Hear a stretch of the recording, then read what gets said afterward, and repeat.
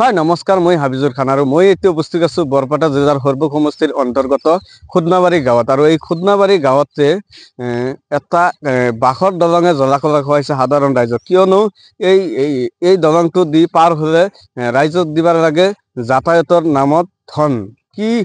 কিমান টকা ধন দিব লাগে, মোৰ লগতে এজন ৰাইজ আছে, মই ৰাইজৰ পৰা কিছু মন্তব্য ল'বলৈ চেষ্টা কৰিম।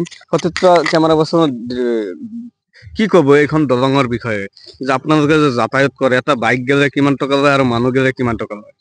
এটা বাইক গ'লে আপ ডাউন 30 টাকা লয় ডেইলি, আৰু এজন মানুহ গ'লে 15 টাকা লয়। এনেকৈ আমি সদায় দি আছোঁ। আমাৰ বহুত কষ্ট হৈছে আপ ডাউন কৰাত, গতিকে এইটো আমি চৰকাৰৰ ওচৰত আবেদন কৰোঁ যাতে এইখন দলং পকীকৰণ যাতায়াতে কৰে। এইটো কাৰণে আমি দেখা গৈছে যে কাণ খান নাই আব্দুল খালেক ডাঙৰীয়া।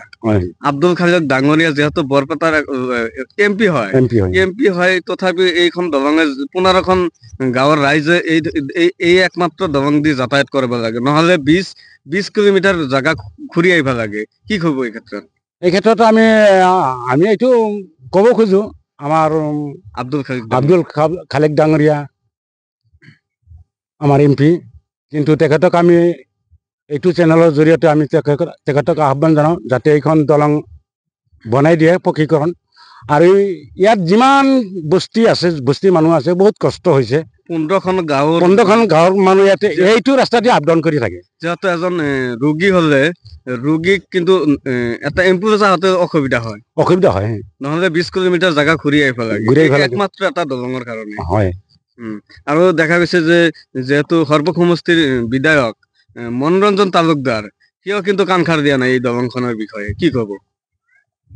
এইটো দুৰ্ভাগ্যজনক কথা, কিন্তু তেখেতে হয়তো আমি সকলো ৰাইজে মিলি আমি তেখেতক ভোট দিছোঁ, কিন্তু ভোট দিয়াৰ ক্ষেত্ৰত আমি দিছোঁ, কিন্তু তেখেতে আমাৰ ৰাইজৰ কাম নকৰে, ৰাস্তা ঘাটৰ কাম নকৰে। আমাৰ বহুত অসুবিধা, বেমাৰী লৈ যাব নোৱাৰোঁ মেডিকেলত, বহুত কষ্ট হৈছে। এই ক্ষেত্ৰত আপুনি বিধায়কজনক কি ক'ব, মনোৰঞ্জন তালুকদাৰক কি ক'ব যে দলংখন সোনকালে ভাল কৰি দিয়ে?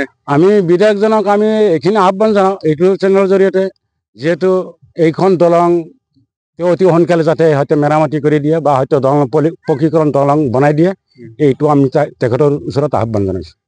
হয়, নিশ্চয়কৈ আপোনালোকে শুনি পালে। আৰু মই দলংখন দেখিবলৈ যত্ন কৰিম।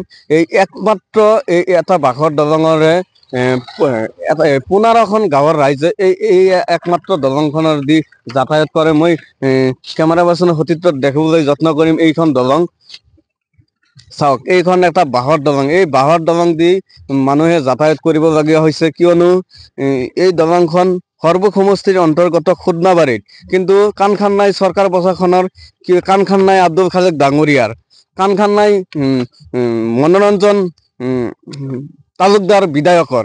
কিয় এইখন দলং আজিলৈকে কিয় নিৰ্মাণ হোৱা নাই? যিহেতু বিজেপি চৰকাৰে কৈ আছে যে যিমান অসমত দলং আছে চববিলাক পকীকৰণ কৰি দিয়া হ'ব, কিন্তু দেখা গৈছে যে ইয়াতে বাঁহৰ দলং, এটা কাঠৰ দলঙৰ কথাটো দূৰে, এতিয়া দেখা গৈছে এটা বাঁহৰ দলং। 15খন গাঁৱৰ ৰাইজে এই একমাত্ৰ দলংখন দি যাতায়াত কৰিব লগা হৈছে। পৰৱৰ্তী বা কি পদক্ষেপ লয় বৰপেটাৰ সাংসদ আব্দুল খালেক ডাঙৰীয়া বা সৰ্বক সমষ্টিৰ বিধায়ক মনোৰঞ্জন তালুকদাৰ, এয়া হ'ব লক্ষণীয় বিষয়। চাই থাকিব 24 লাইভ। মই হাবিজুৰ খান, নমস্কাৰ।